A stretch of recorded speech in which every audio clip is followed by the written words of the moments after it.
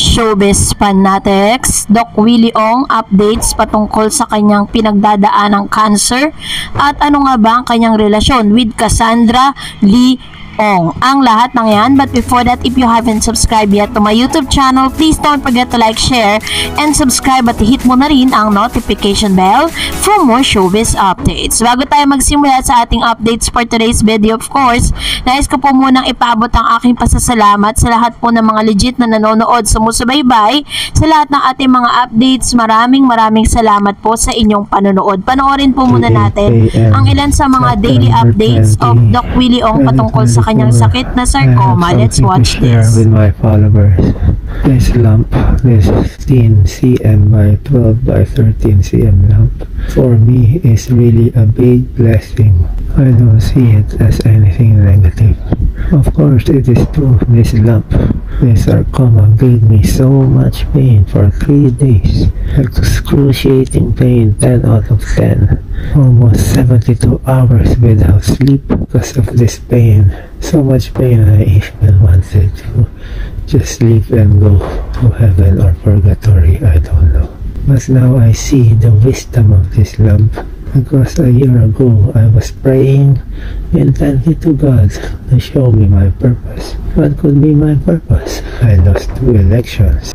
Ito po'y recorded last September 24 ng madaling araw. Ay nirecord po ito ni Doc Willie Ong, kung saan makikita nyo po na sobrang hinang-hina na yung kanyang mga boses. At ito po yung kanyang mga post. Sabi niya, "Thank you Lord sa pagising mo sa akin para masilayan ko." At sabi niya rin, "Maraming bagay tayong hindi kayang gawin, pero kayang ibigay ng Diyos basta't marunong tayo manalangin." So ganito na lang po dinadaan ni Doc Willie Ong yung sakit na dinagdaraanan niya ngayon.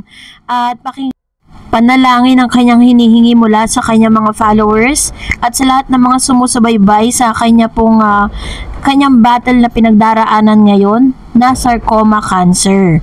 At kasabay nito, ito pa yung kanyang mga statement. At makikita po natin na every now and then nagbibigay po siya ng mga updates. Yung pinaka-huling uploads or huling updates po niya nang makausap niya si Miss Jessica Soho sa kanya pong programa.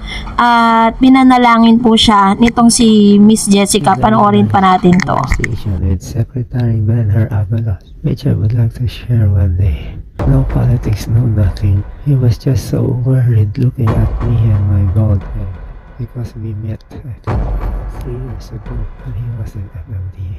My message, my tips are: 1. You are lucky if you can still plan 1 year ahead. You can plan your vacation in the next 6 months. You can plan your children's party next year. But look at me. I can only plan until tomorrow. At most, I will plan until 1 or so weeks, because I do not know if I will still be alive next week. This thing in my stomach is so huge. Any sudden movement will give it pain, or it will break one of the blood vessels it is attached to. It is even, I feel, blocking my small intestine. So be happy if you can plan. Number 2, try to... Umuulan po ng ilang mga encouragement words coming from the politicians. Ang si Doc Willie Ong, pinapadalan siya ng mga videos at mga pangangamusta. At the same time, ay hindi niya in-expect na mayroon po siyang mga politiko na dumadalaw sa kanya para po siya ay palakasin at kamustahin. So, isa na rito si Secretary Avalos. Sinabi niya na na-meet niya ito 3 years, bago po mangyari ang lahat ng ito. Pero alam niyo po ba na mas nakakaloka itong mga nagkakalat na balita? Biruin niyo, nakahiga na po sa karamdaman si Doc Willie Ong, pero ginagawan pa rin siya ng fake news, lalo na po sa YouTube. At kung makikita nyo po yan, talagang talamak talaga ito, dahil si Doc Willie Ong po ay inire-relate dito po kay Cassandra Lee Ong, na isa sa mga iniimbestigahan ngayon sa Senado, kung saan kasama niya po itong si Miss ang dating mayor ng Banban na si Alice Guo. So sinasabi po nila dito na si Miss Cassandra Lee Ong di umano ay ang tinakwil na anak ni Doc Willie Ong. And nung ni-research ko po yung kanyang biography, si Doc Willie Ong po kasi ay may 2 anak na babae. At yung kanya pong anak ay puro mga doktor. Yun po yung kanilang profession. And si Cassandra Leong, nung siya po ay in-interview dito po sa Senado, sinabi niya na ang kanyang ama't ina ay mga Chinese. Binanggit niya po yung pangalan. Ito po siya. Li Xiaing. Ang dad ko naman, I think, is Richard. Hindi ko You po, think? hindi ko po alam yung full name ng dad ko kasi hindi ko po siya nakasama. Sa investigasyon po sa Senado ay sinabi ni Cassandra Leong na Chinese ang kanyang ina at ang kanyang ama ay nagngangalang Richard, at inamin niya na hindi niya alam yung full name nito dahil hindi niya po ito nakasama nung siya po ay bata pa. Yun po yung kanyang mga statement doon po sa kanilang sa Senate hearings. So nakakaloka lang na inire-relate nga yung pangalan ni Doc Willie Ong dito kay Cassandra Leong.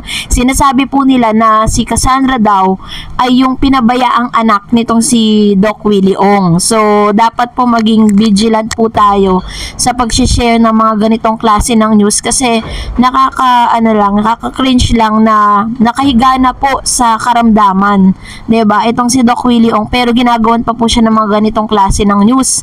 This is gonna be just a fact checking dahil medyo mabigat yung mga aligasyong ito para po idikit yung pangalan niya kay Cassandra Leong. Alam niyo naman po na si Doc Willie Ong isa lang sa mga gusto niyang magyari na kapag po siya ay gumaling, kung binigyan siya ng pagkakataon ng Diyos na muling mabuhay pa, kahit alam niya at sinabi niya po yung prognosis ng kanyang sakit na 50-50.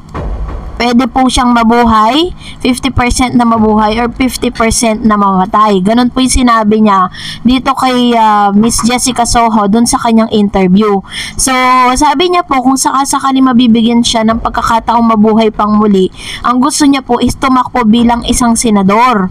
Yun po yung kanyang pangarap. Dahil sabi niya nga, kung ano man daw yung special treatment na nararanasan niya sa Singapore, yung mga magagandang health facilities at yung mga magagandang mga sistema na meron po ang Singapore, gusto niya ring iparana sa mga Pinoy. Yun yung kanyang pangarap. And I think ginagawa po ito dahil parang this is gonna be part of demolition job for Doc Willie Ong, alam niyo naman ang politics, diba? Pero just the same, kailangan lang po natin maging vigilant at kailangan po is huwag tayo agad-agad magpapapaniwala sa mga fake news. Kasi nagkalat po ngayon yan sa YouTube. Makikita nyo sunod-sunod po yan. Talagang sinasabi nila na si Cassandra daw, tinakwil daw ito na anak ni Doc Willie Ong. Kaya naman nandito tayo to fact that fake news po sa YouTube. Which means na wala pong relasyon si Cassandra Leong at ito pong si Doc Willie Ong. Well, kung nagustuhan mo ang video na ito, huwag mo kalimutang mag-like, mag-share at mag-subscribe at i-follow mo na rin ang aking Facebook page, Dareds TV. And also, I have my TikTok account which is Dareds TV. Pwede nyo rin po akong i-follow doon. Thank you for watching guys. God bless everyone.